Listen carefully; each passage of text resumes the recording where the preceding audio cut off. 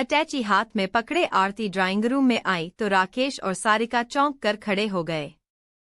माँ, अटैची में क्या है? राकेश ने माथे पर बल डालकर पूछा। फ्रिक मत कर, इसमें तेरी बहू के जेवर नहीं, बस मेरा कुछ जरूरी सामान है, आरती ने उखड़े लहजे में जवाब दिया। किस बात पर गुस्सा हो? अपने बेटे के इस प्रश्न का आरती ने कोई जवाब नहीं दिया तो राकेश ने अपनी पत्नी की तरफ प्रश्नसूचक निगाहों से देखा।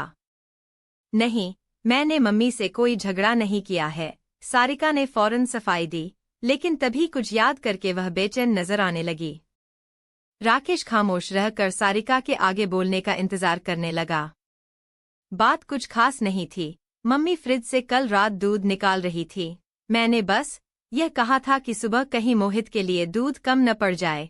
कल चाय कई बार बनी, मुझे कतई एहसास नहीं हुआ कि उस छोटी सी बात का मम्मी इतना बुरा मान जाएंगी। अपनी बात खत्म करने तक सारिका चिढ़ का शिकार बन गई।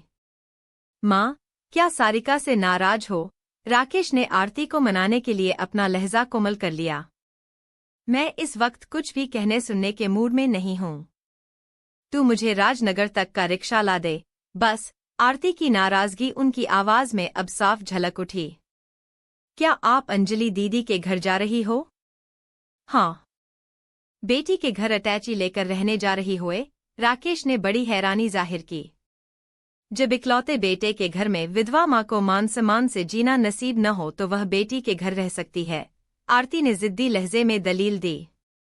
तुम गुस्सा थूक दो, माँ, मैं सारिका को डांटूंगा।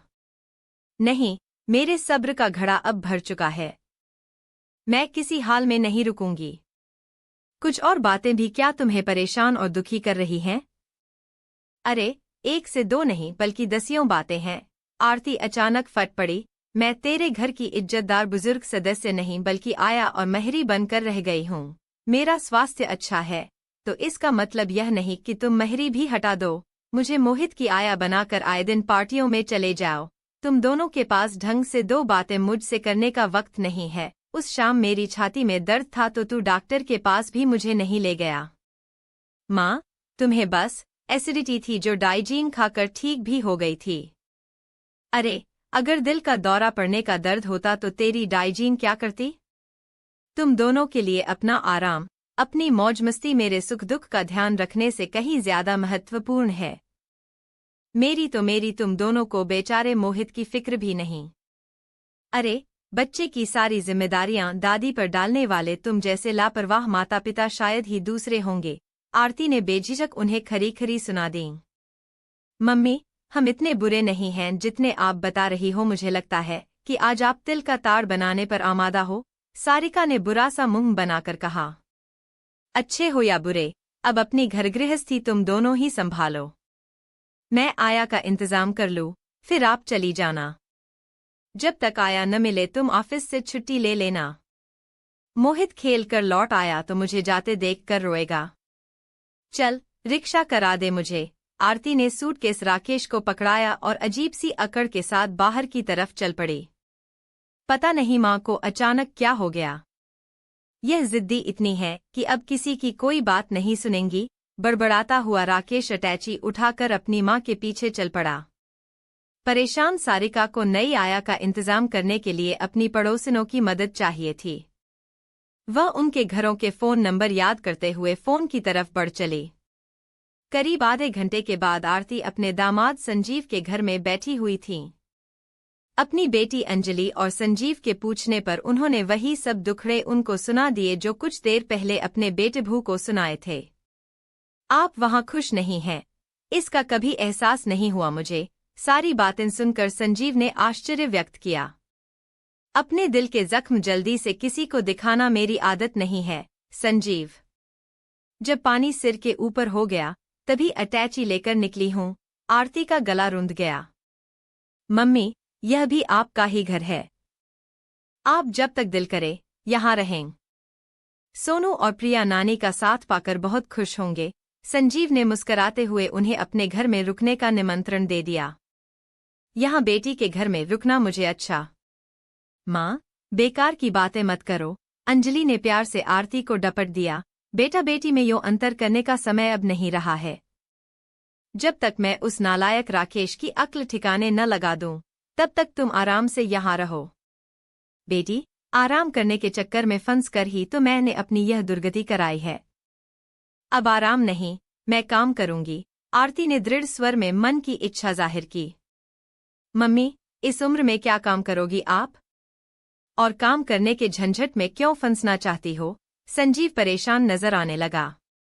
काम मैं वही करूंगी जो मुझे आता है, आरती बेहद गंभीर हो उठीं। जब अंजलि के पापा इस दुनिया से अकस्मात चले गए तब यह 8 और राकेश 6 साल के थे। मैं ससुराल में नहीं रही क्योंकि मुझ विधवा की उस संयुक्त परिवार में नौकरानी की सी हैसियत थी।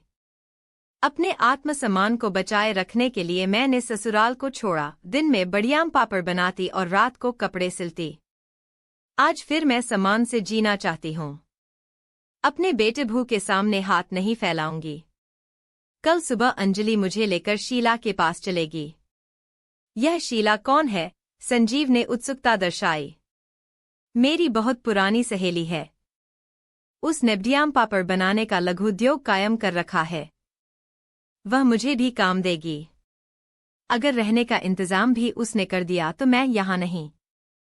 नहीं माँ, तुम यहीं रहोगी। अंजलि ने उन्हें अपनी बात पूरी नहीं करने दी और आवेश भरे लहजे में बोली, जिस घर में तुम्हारे बेटा भू ठाठ से रह रहे हैं, वह घर आज भी तुम्हारे नाम है। अगर बेघर होकर किसी को धक्के खाने ही हैं, तो वह तुम नहीं वे होंगे। तू इतना गुस्सा मत कर, बेटी। अब मैं काम करना शुरू करके आत्मनिर्भर हो जाऊंगी तो सब ठीक हो जाएगा। मुझे तुम पर गर्व है, माँ। आरती के गले लगकर अंजलि ने अपने पति को बताया, मुझे वह समय याद है जब माँ अपना सुख चैन भुलाकर दिन रात मेहनत करती थीं। हमें ढंग से पाल पोस कर काबिल बनाने की धुन हमेशा इनके सिर पर सवार रहती थी। आज राकेश बैंक ऑफिसर और मैं पोस्ट ग्रेजुएट हूँ, तो यह माँ की मेहनत का ही फल है। लानत है राकेश पर जो आज वह माँ की उचित देखभाल नहीं कर रहा है।